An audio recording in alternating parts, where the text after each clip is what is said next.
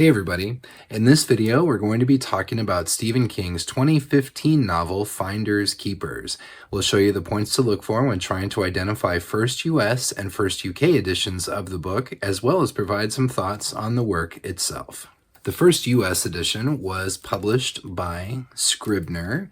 It has this really eye-catching blood-soaked cover like Mr. Mercedes does before it. Inside the jacket, look for a printed price of US $30. And on the copyright page, another Scribner handy dandy number line, including the number 1. Underneath the jacket, black boards with red over the binding, over the spine, and silver foil printing. The book also contains one of my very favorite late period Stephen King author photos. There he is, looking fit, healthy, and happy with his guitar slung over his shoulder. Not really relevant at all to the topic at hand, but I've always liked that picture. But anyway, there is the first US edition of Finders Keepers. I'm going to pass it over to Noah to show the first UK edition. Hey everybody, so today we're looking at the first British trade hardcover edition of Finders Keepers. The book was published by Hodder and Stoughton, of course, and features some pretty cool jacket artwork. The price on the flap is $20 UK, and the copyright page does only have the number 1 to indicate a first printing. It's got some nice bubbly end papers. But otherwise, it's the same typical black cloth binding, and that's pretty much it for this one. And now a word about our sponsor. So this channel focuses on the core Stephen King bibliography, all of the major releases, some of the minor releases and kind of oddball things, and the limited editions of those books that have come out along the way. But did you know there's an entire world of items that Stephen King has been affiliated with over his long career, but that are outside his core bibliography? He's written introductions to books by other authors, and even signed his name to some limited editions by other authors. There's even been a guitar, the Cujo guitar, that was released that had a Cujo theme and Stephen King signature. We're talking dozens of items outside the scope of what we will be talking about on this channel, or at least have plans to talk about at this time. But you can find the entire list, all this information, over at StephenKingCollector.com. Click on the tab Other Editions, and here you see the entire list of these oddball kind of off-the-wall releases. Titles with clickable links, you can click, you can go in. Thomas is building out these pages, adding the information as he gets it. Titles that don't have clickable links, the clickable links are coming. This is a work in progress. But just when you thought you knew everything there was to know about Stephen King collecting, there's the Other Editions tab. Very, very interesting stuff. I highly recommend that you go in, take a look around, check it out, and you'll be surprised, I think, by some of the things that have come out over the years. Whether you're interested in collecting these items or not, simply reading about them, learning more about them can be a lot of fun. So go on over to the Collector and check it out. So I really liked Mr. Mercedes. I liked Bill Hodges and Holly Gibney as characters, and I knew it was a trilogy, and I went into Finders Keepers kind of with no preconceptions. I really knew nothing about the novel, and I just assumed that it would be very similar to Mr. Mercedes, more of the same. And I was very, very surprised. I think Finders Keepers is an incredibly unique work within the Stephen King bibliography, and really an interesting sort of change of pace within the Bill Hodges trilogy itself. Comparing the trilogy to another famous trilogy, the Star Wars trilogy, I don't know. It's debatable whether or not Finders Keepers is, like The Empire Strikes Back, the strongest of the 3 books, but it is the one that surprised me the most. So one of Stephen King's pet subjects is writing about the relationship between authors and their fans, and writing about sort of the obsessive nature of fans. Think Annie from Misery as a great example of an obsessive fan. And Finders Keepers attacks this familiar territory in an unusual way.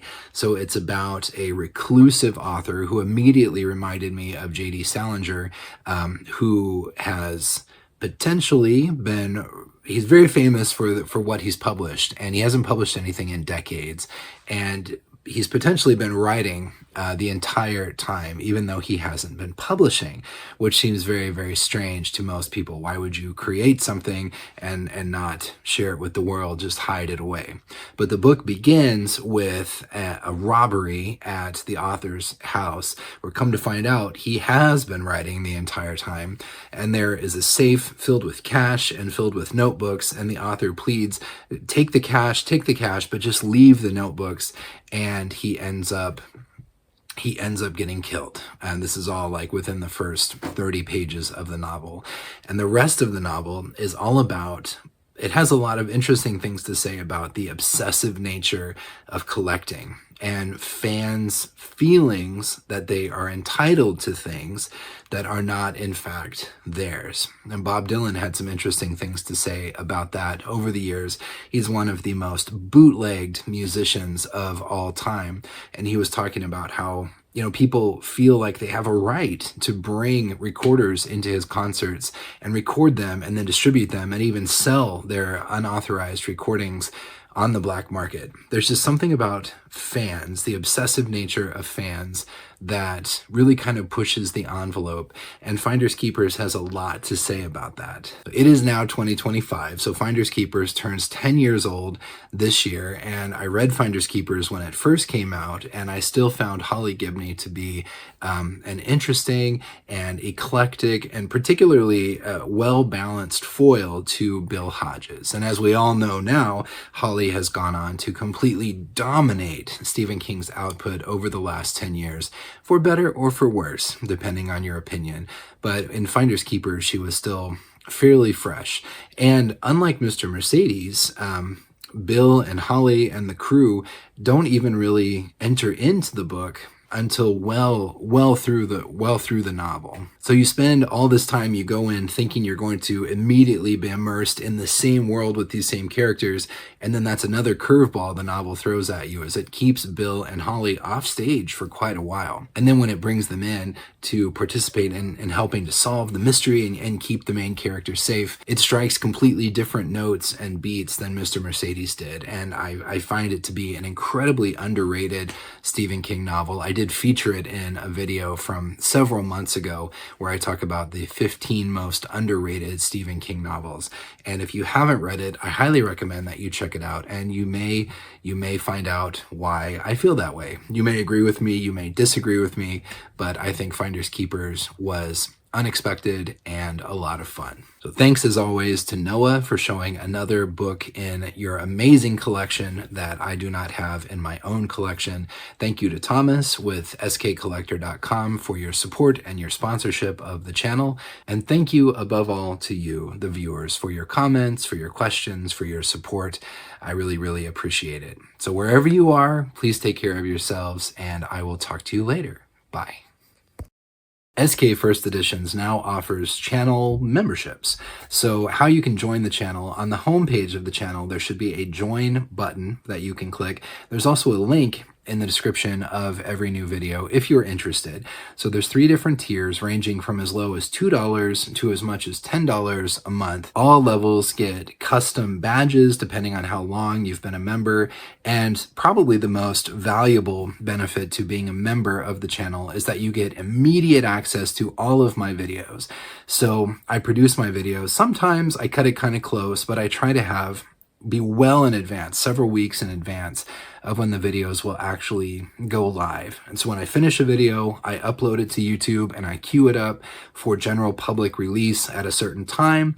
But as soon as it's uploaded, it is available to channel members. So you would get access to Sometimes just 1 or 2 videos in advance, sometimes as many as 6 to 8 videos in advance before they're made available to the general public. So if you're interested, if you're curious, please feel free to ask any questions or check it out. And I appreciate your help, your support, and your consideration. Thanks. Bye.